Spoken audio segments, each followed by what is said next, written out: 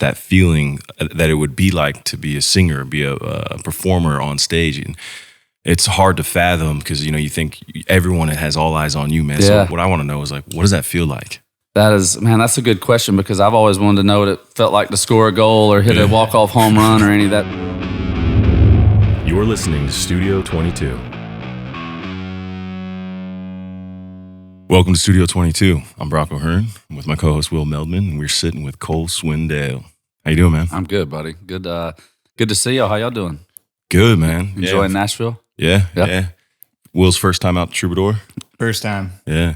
Wow. Yeah. No. That's crazy. I figured you would have been here by now, but this is one of my favorite places I've ever been, man. So glad y'all are in town and appreciate y'all having me on. Yeah, man. Thanks for coming. You a big golfer? I am. That's what, other than music, that's kind of I think I need more hobbies, but golf I started, playing at a young age, and it's just, if I'm not writing songs or singing them, that's what I want to be doing, playing golf with the boys and just cool. hanging out. So this is the perfect place for that. What's your favorite thing about the game? I'm not that great at it, so it probably isn't even the actual golf. I think it's just the hang and just to be outside. I mean, that's my one thing, outside of work that I can kind of relax and have a good time. And that's some of my, best times I've ever had have been on the course with my best friends. And I love the game. I'm a big fan of it. And I think a lot of it is just my dad, he's who taught me how to play. And it's just always been, he always told me, this is something hopefully you can play the rest of your life. And played a lot of sports in high school, but kind of grew out of those. And now golf is really, that's my passion other than music. That's great. Great. Absolutely. You can also get to know someone really well on a golf course, right? Oh yeah, and that's just I feel like a lot of business meetings, a lot of deals get done on the golf course, So I think the pandemic, a lot of country music artists and songwriters wasn't really a lot to do, and I think a lot of people, either got into golf or got back into golf. They hadn't played in a while, and I just think that was one of the things that kind of got me through all that was, if I wasn't writing, was getting outside, being on the golf course. So it's just it's an awesome game. Yeah, absolutely. How do you like the course here at Troubadour? I mean, I'll never forget the first time I met Will Stilly out here, and we drove over the hill right there by Luther's, and just that view. I mean, I was like, there's no way I'm not going to be out here. I mean, it's just, but I know, I mean, I had never been but to a couple of properties before this, and to just see it and to know that this is the city I moved to chase a dream, just the landscape, the surrounding, it's Tennessee, man. And, but it's got the Discovery Land feel to it. And it's just, I just can't believe my dream was always to live on a golf course. I just always say I never knew it'd be a course like this, man. And I've dream come true. And like I said, I promote it. I wear it all the time on the road. The logo is just something I'm very proud to be a part of. And so I'm always trying to spread the word. And I know anybody that's ever been out here with me, they're blown away just like I am every time. I'm still not used to it. And that's the cool feeling, just every time you see it. And you've been out here for a couple of years then? Yeah. Still? Got out here pretty early. I mean, the first, I think it was the tournament that we had after Baker's Bay got messed up, and it was a charity to raise money for that, and that was the first time I really got to play it. I played with your dad. I birdied the first hole, first time I ever played it. That was one of my coolest stories out here, was in front of him, and just I think Holy was in the group with us, and I stuck it up there close, and he even putted it in for me. I'm like, this is not real life. Brett Hull just made my first birdie putt out here at Troubadour. So that's awesome, man. Yeah, he's a great guy, man. Yeah, we were talking with Holly yesterday, and he mentions too how much he loves music. Yeah, so it's cool to see just all the worlds collide and all the people meet. And that's what I love about it. I mean, just you never know who's going to be out here, and it's just everybody. It's cool, and Holly's become one of my good buddies out here. It's just, growing up a huge sports fan, you're out here, you run into a Hall of Famer just out here playing golf, and he's dang good at golf too. So he's just one of the best dudes I've met, and glad he's out here too. So that's awesome, man. Yeah, I was reading, and I'm sure, I don't know if you told this story a million times by now. No, you're fine. How you got started with merchandise and Luke Bryan. Yeah. Yeah, that's when I was in college, I went to school at Georgia Southern University. That's where Luke was in college. He had already moved to Nashville by the time I met him, but we were in the same fraternity, just years apart. But he had come back to do a show, and he stopped by the fraternity house and asked if he could change his strings on our front porch. And we're like, yeah, that's fine. He had to get ready for the show, and he asked if he could play a song that he had written. And at that time, I was just singing cover songs in bars. I didn't really understand that there were people behind writing the songs. I mean, this was early on in my college career, and he played this song, and I was just blown away. I was like, wait, you wrote that? And that really, that moment right there started something. I think that's when I realized that, hey, I have to be able to write my own songs. I got to be able to make people feel like this. I can't keep just singing cover songs. That's like cheating, man. That's, of course they know all those songs. So that's really what motivated me to move to Nashville. And when I got there, I had to have a job. I didn't move to Nashville to sell T-shirts. I think that's why people find my story so like what, I don't know if they really took it serious at first, because, that's just, it's all perception. And for me to go from selling T-shirts to, writing songs for other people, and then finally getting a record deal with Luke has always been good to me, and, I think that time on the road selling T-shirts, even though that's not why I moved to town, it allowed me to be around the business, it allowed me to watch him as a new artist, how he handled things, how he treated people, how just the business works. So I feel like when I got my chance, it's like I'd kind of been there, but not really. I'd never been the artist. And I just think those days with him really shaped, the way I treat the business and everybody around me. And Luke is a big deal, of why I'm here. And just can't thank him enough. That's awesome, man. Yeah, it's like in the film industry too, we do a lot of shadowing of directors and, PA work and stuff like that when we're starting out. And it really is like, well, if you're shadowing some of the greatest people in the business, you just pick up the habits. If you're smart enough, pay attention, right, and then adapt it to you. And that sounds exactly what you did. And that's what I love about just, whatever business you're in. I think if, it depends on, you got to have good people around you, good people to learn from. And even now, I'm not the new guy anymore, being around for 10 plus years. It's like you see new artists you believe in, and how, folks have given you a chance and opened doors for you. And it's just, that's how you can't really thank people for that. All you can do is kind of pass it down. And I think that's what we're, all trying to do. Country music's just a big family. And, you realize that you wouldn't have got here by yourself. And to be able to now hopefully help some new artists you believe in the way you've been helped that's just how it works, man. That's cool. Yeah. Pay it forward, right? Shay was talking about, the importance of collaborations, and how that can really expand your audience and get you into new markets, and really, obviously, more from like a creative perspective can help you grow, and the importance of that. And like Brock was saying, in film, Doug Ellen let me shadow him on Entourage. Oh, wow. Season 6 or 7. One of my favorite shows of all time. Yeah, no, shout out to Doug and all those guys. But, it's just, there's nothing quite like it. I mean, I'm not comparing it to your experience. It's just like really learning from people that are actually doing it. And like, it was so valuable. I can't even put like a numeric. Yeah. I know what you mean. It's like you can tell somebody, but to watch them do it and to be around it, that's different than somebody just trying to explain how something works. And I think, if you're lucky enough to be around somebody that's somebody you look up to, somebody you respect, and to learn, from the best is pretty, you just realize how fortunate you are. And I think that just the help we've been given, I think that is what makes us want to, like, hey man, someday I could be helping somebody else get to where they want to be. And I think that's just, part of it. So yeah, man, that's it. How was it going from, basically shadowing and the merchandise and the whole deal to writing with Luke, performing, going on tour with Luke? Yeah, I mean, that's, when I was out on the road, when I wasn't selling shirts, I mean, any free time I had, Michael Carter, who's still in Luke's band, he's produced, a lot of my music over the years, and we started writing together.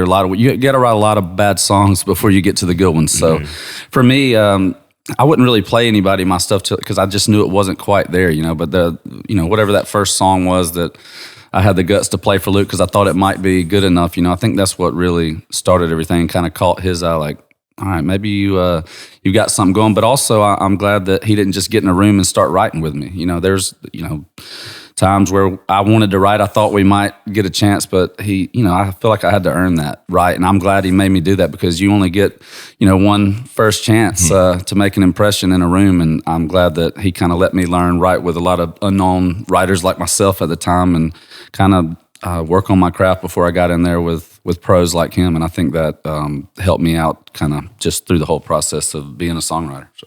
That's amazing. We got a buddy Morton. He's a DJ, and he did the same kind of thing with David Guetta. Now they've got this. They partnered up and they're touring the world together. But he's like same thing. It's just he said that David really he's like made sure he was ready when he finally did it. But that's he was a big persistent. deal, and it's because I mean, no matter what you're doing, when you get that chance, you might not get another one. And if you don't have something, even you might have one breakout song. Like for me, that song was called "Chillin' It," but I had been writing songs for years, so I had stuff to follow that up. I feel like once you get that break, you better have something to keep following it up because it's just pressure. It's you got to be ready. And I think for me though, when I did get my chance, it was because I had written songs for other people like Luke and FGL, Thomas Rhett, and finally these record labels were like, why are you, if you're writing them and singing them, they're hearing my versions, like, why don't you just sing them? I was like, hell, that's a great idea. I'm down for that. And that's kind of what really started it. And when I started doing shows, Luke, he was on tour with FGL and Thompson Square, and lead singer Kiefer for Thompson Square had some vocal issues, and they needed somebody to fill in last minute. And I remember Carrie, she manages me and Luke, called and asked if I could be on a bus by noon, and it was that morning. We had like 2 hours. I was like, yeah, where are we going? And we got to go open up the tour. No record deal. Straight just threw me to the wolves, man. I got to go out there and stuff like that. I mean, I can't imagine. I would not want to watch a replay of that show because I was amped up, man. But that's just, opportunities like that. I feel like, you got to be ready when they happen. Even if you're not ready, you better get ready soon. So that's it. That's awesome, man. Yeah, you got to rise to the occasion, right? Yep. I kind of felt that way with my first thing too, man. I had no idea what I was doing going in, man. But I said, you know what, I'm here. I'm gonna show up and I'm gonna get through it. That's it.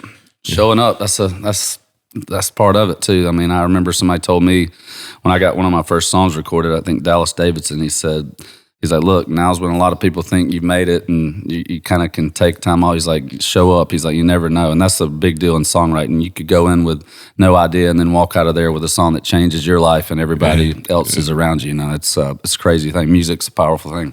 Absolutely. Do you have a specific routine that you do before writing or?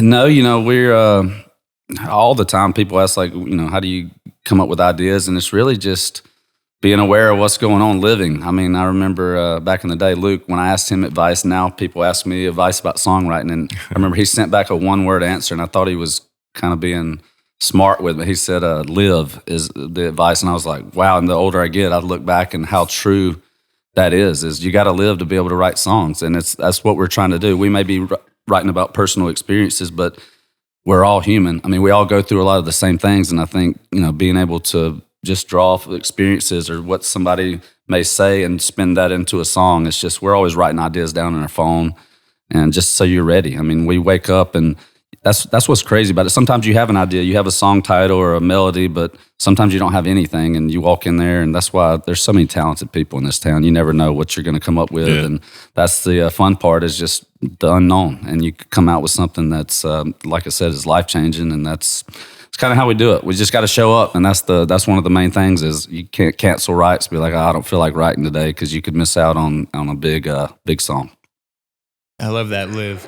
That's a pretty crazy one word answer for advice, but I think that's a good advice for a lot of things. I was reading that you graduated from was it Georgia Southern University? Georgia Southern, Statesboro, Georgia, man. That's my mom, my dad, both of my brothers, everybody went to school there. So for me, that was kind of my only school I applied to. I don't know if I could have gotten in anywhere else anyway, but that was that's just a special place to me. I grew up going to football games there, and that's where I started playing the bars when I got there, and those were my first shows ever. And just I always give shout outs to Georgia Southern just because that's where my career started. So I'm a huge fan. People think I'm a Dogs fan because I'm from Georgia, but that's Luke and Aldine and all them. I'm sticking with my school in Statesboro, Georgia Southern. So nice, yeah. Love that. And what'd you study while you were there?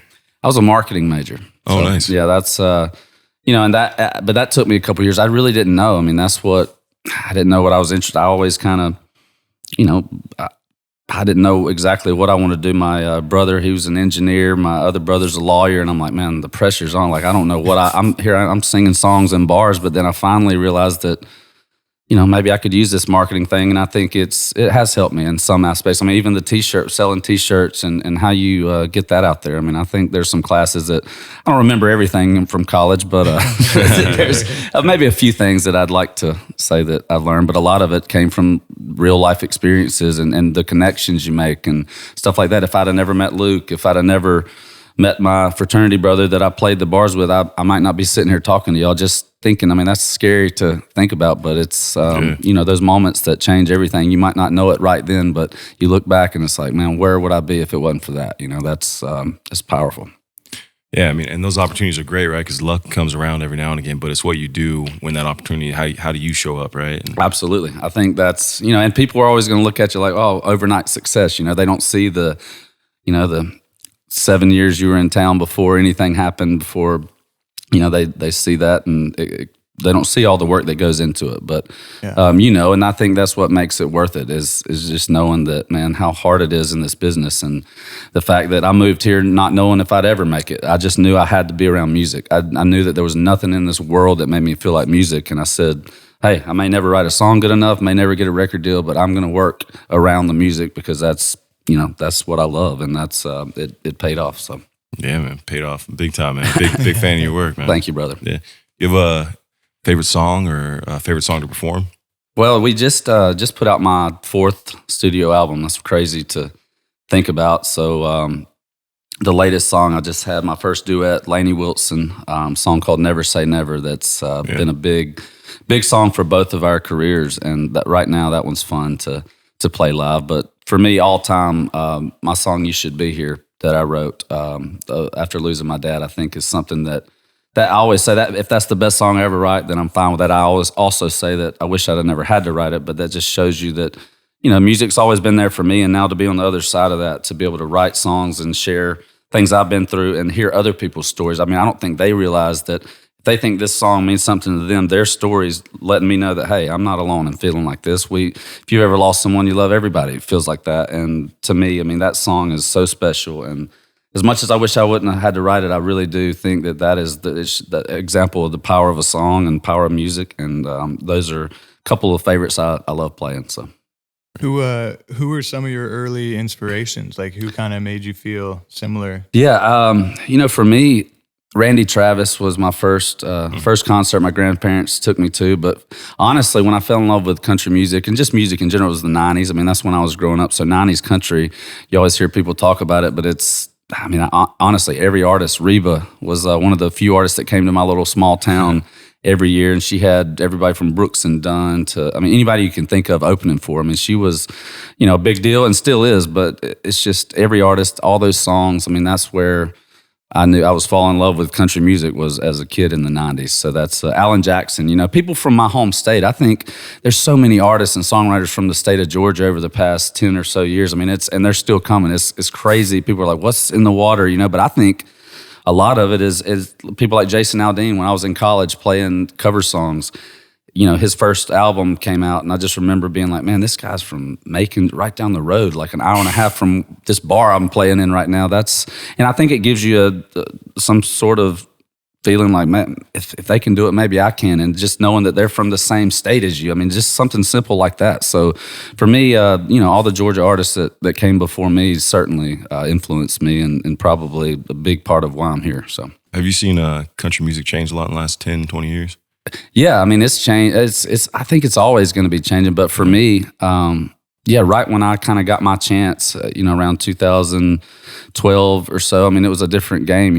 Florida Georgia Line busted onto the scene with Cruz, and just the sound of everything. It's always going to be changing. But now I feel like it's kind of going back to the country side of things. You see artists that are going that route, and I love that. I grew up on 90s country, so if it goes back that direction, I'm fine. But also, I love the fun stuff, the modern stuff too. So it's just trying to find that balance for me because as much as I love country music, I love all kinds of music. And there's diehard country fans. That's all they want to hear is steel guitar, fiddle, and all. And I'm cool with that. But I don't know. To me, I've never thought an instrument or a sound made something country. I feel like it's who you are and the lyrics. I'm a lyric guy, when I'm in the room, and I think that's it's more than just an instrument to me. But I do love all kinds of music.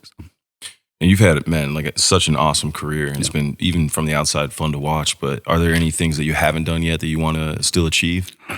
For me, I've just music's always, been, there's things in my career I feel like I'm not where I want to be there, but other than get better at golf. I mean, that's I haven't achieved that. I don't know if I'll ever achieve that, but yeah, there's for me, we're in the middle of starting to build a house. I mean, that's something I've always dreamed of, and without these past few years of getting to do what I love, that wouldn't be possible. So yeah, it's still a long way to go in my career, what I want to do. So I think now I'm just still focused on that, and hopefully settling down and having a family someday. But we'll see about all that. So there you go. There you go. Yeah, everything happens, when it should. Yep. Right. I agree. I always say I'm exactly where I'm supposed to be when I'm supposed to be there. That's great. I love that. I'm gonna use that. I love that. Yeah, I'm definitely a '90s kid as well. Yeah. Just what are y'all like? What are y'all listening to? Just y'all listen to all kinds of everything. stuff? Yeah, like kind of like literally all across the board. Yeah. Music is meant to be enjoyed, and like there are things in every genre I can find that I like. So like if you open my playlist, you can find anything. Yeah, but I love that though. That's what there's so many people that take music so serious where it's like if this isn't what they like, then they're gonna hate on it, and it's it's like just turn the station, listen to what you want to. There's all these streaming services. That's the beauty of it now. It's like you don't have to listen to like pick whatever you want to listen to, but it's people get very like they're serious about their music, man, and I get it, but it's just if you don't like it, turn it, find something else. There's so much music out there to be found, and I love it. I love all of it. Yeah, live and let live, right? That's right. Yeah. Now, I grew up with country music. Definitely, my mom was a huge fan. Yeah. Where are you from? I'm from California. Okay, cool. Yeah. And my mom grew up on a farm, but Northern California, and moved down south and just enjoying that. And then grew up with like a lot of rock, metal, Pantera, Metallica. Absolutely. Yeah. Well, that's what when I'm talking about the '90s coming up, I remember listening to getting ready for football games and all. We weren't blaring, country music. We were listening to that stuff, Metallica, whatever it was. But I remember, going through that phase where I listened to a lot of that music. And I think even some of my songs on my albums, and my producer had a lot. Michael Carter's a rocking dude. I mean, he loves guitars and just rocking stuff. So some of my songs, I think you can hear a rock influence. I mean, they're not all, sad ballads. There, a lot of them are up tempo rocking songs. I think that's just from loving all kinds of music, honestly. Yeah, no, I've noticed a transition in where I'm at in my life and who I am, and as I was discovering myself as a young teen and into my adulthood, the transition. Like I used to listen to emo music because that's what was going on when I was in high school. And that's what it's kind of what everybody around you is listening to. I mean, you listen to whatever you want, but I just think it depends on your friends and what's popular at the time. And I think we all, in high school, I just remember going around, we listened to, everything. And that's, I think that's a good way to be. You find what you love. But for me, I always kind of gravitated back to country just because of the lyrics and the way it spoke to me. I knew from early on as a kid, listening to songs and the way they made me feel, I was like, man, I feel like I've got to do something in music, so. That's the thing. It's like, that's why my playlist is so, diverse and varied. It's, similar to Brock, my mom grew up in Dallas and had rock and roll, country, Steve Miller, absolutely. Black Sabbath, all of it, Soundgarden. But like, whether you're Garth Brooks, everything. But like, if you're going to the gym, you want one thing. Yep. If you're chilling by the pool, you want one thing. If you're on the golf course, you want, so it's like, that's the beauty of it. It is. It really is. I mean, I think that's why it's music. I mean, there's so much of it out there there's a song for every situation, whether it's country, rock, whatever it is. I think it's all opinion anyway. So and these days, like I said, there's so many places to get music and ways to hear it that, I mean, make a playlist, and that's a good playlist with a little bit of everything's, that's mandatory for the course, so. A little reggae. Yeah. Whatever mood we're in, Yeah. Exactly. That's awesome. Have you ever had any fans rush on stage or anything like that? Yeah. I mean, not a lot though. There's security for that, but I'm sure at some point over the years somebody's come up there, but a lot of the times they're, just right there in the front and putting their drinks on stage or whatever. They're not really hopping up there. I've never had any scary moments where anybody had to get tackled or anything. It's just, they're all just having fun, but probably a little intoxicated when they do that. So hey, whatever. If they're trying to get up there, at least they're having a good time, but I don't I don't request them to get up there. I know that's not us. You never know. There's some crazy folks out there, so gotta be safe out there. I took Will, I think, to your first country festival concert, Stagecoach. Yeah, first Stagecoach. Yeah, first Stagecoach. Yeah. And you notice just a different vibe with country music fans, man. It's like everyone's on the same page. Everyone's having a good time.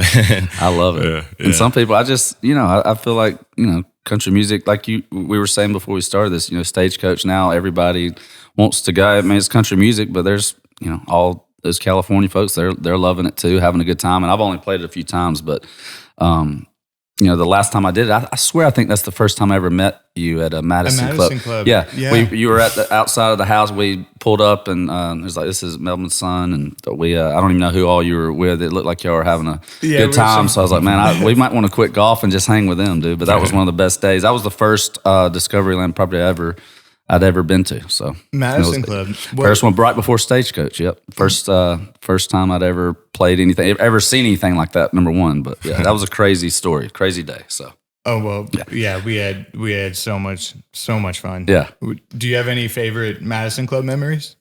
That whole experience, we stayed, it was right across the street from Stagecoach. We stayed in a house bigger than the town I grew up in.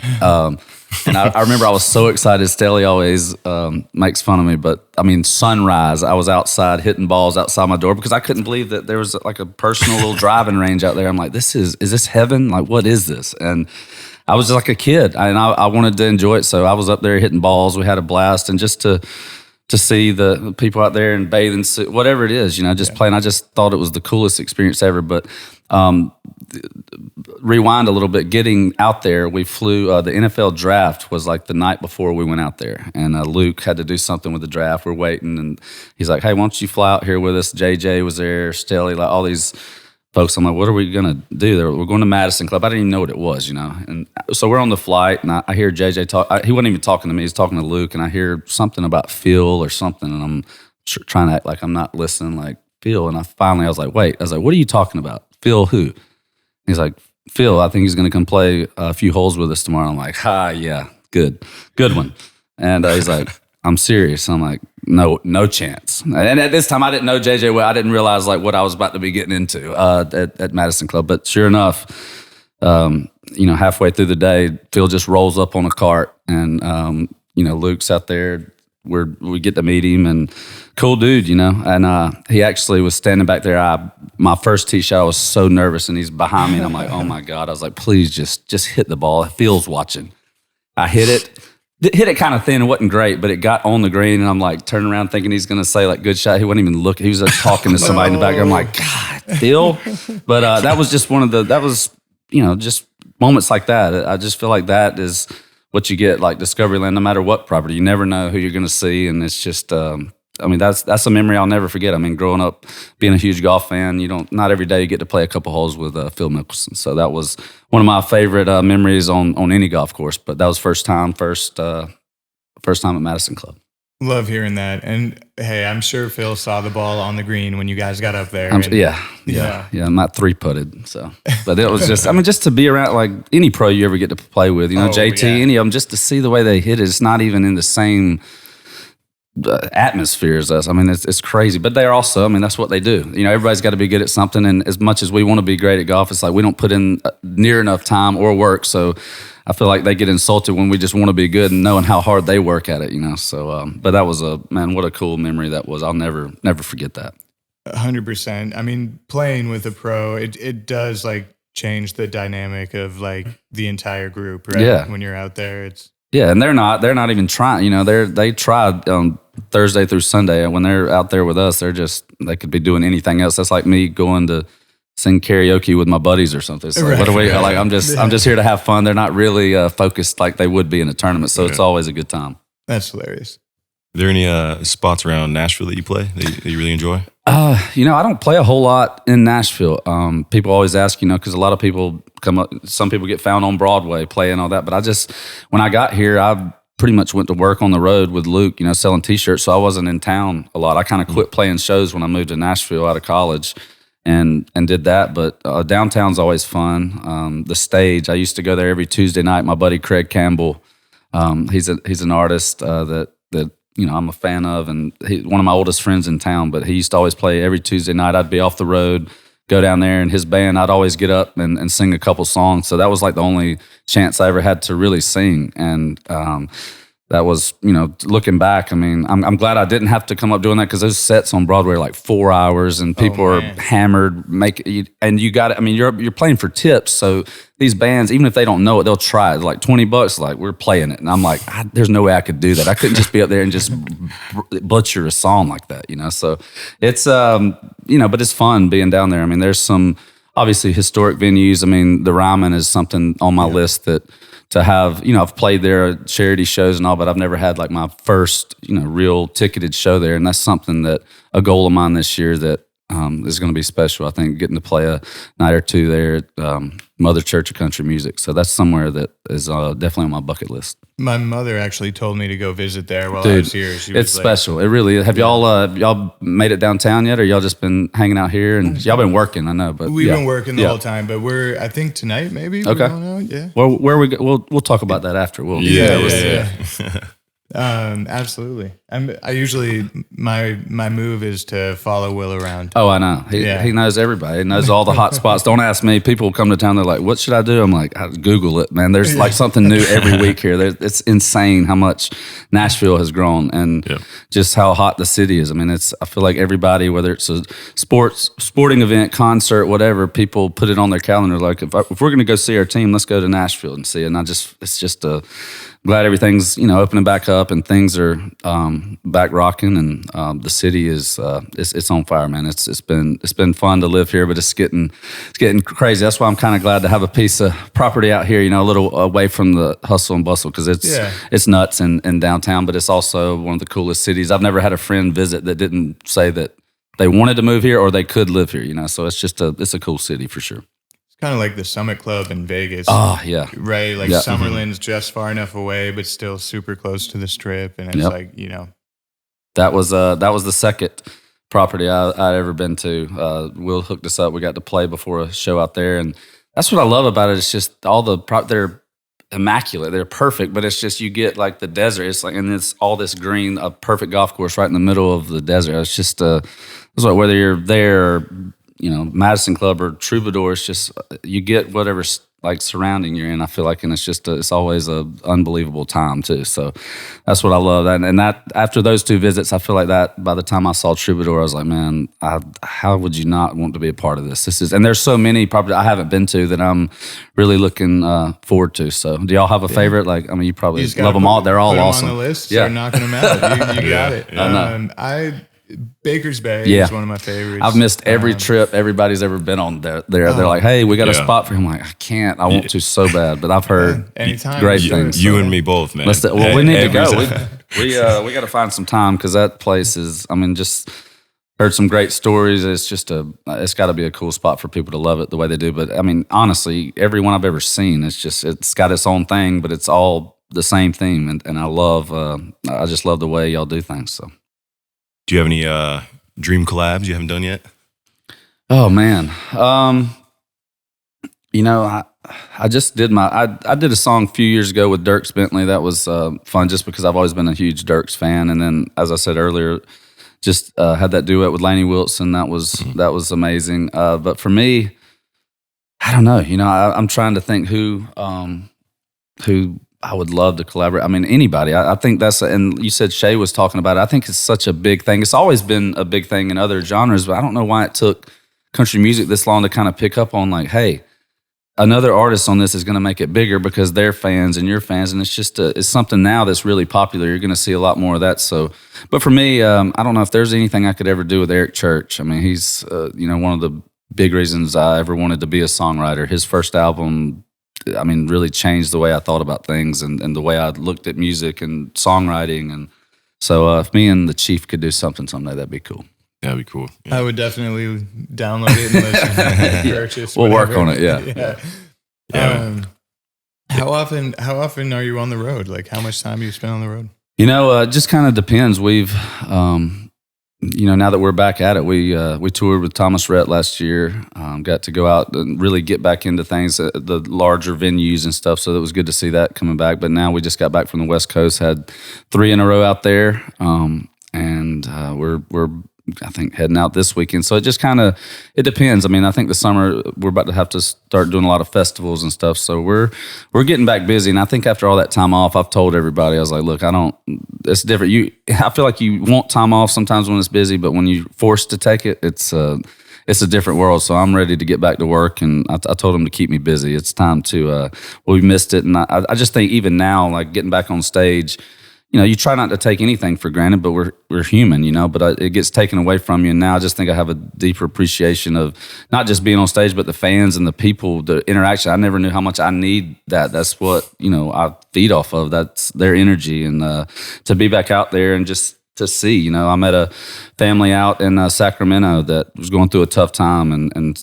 dedicated my song "You Should Be Here," and just to see the power of music and how it can impact people is, I kind of had forgotten that. And just to be back in that spot now to, and seeing how happy everybody is to be back and to be able to go to concerts, I just think it's, I don't know. I think if, there's a lot of bad stuff that we've been through the past few years, but I think if you could, one good thing you can take away is that if you're more appreciative, then maybe it wasn't all bad. I think it gave us a chance to stop and really look what's important, in life. And I think, that's one thing that I'm thankful for the break I've had the past couple of years. So, but it's good to be back. I'll tell you that. Yeah. We were kind of talking to Brett Hull, he's had such an incredible career in hockey. Guy's a beast.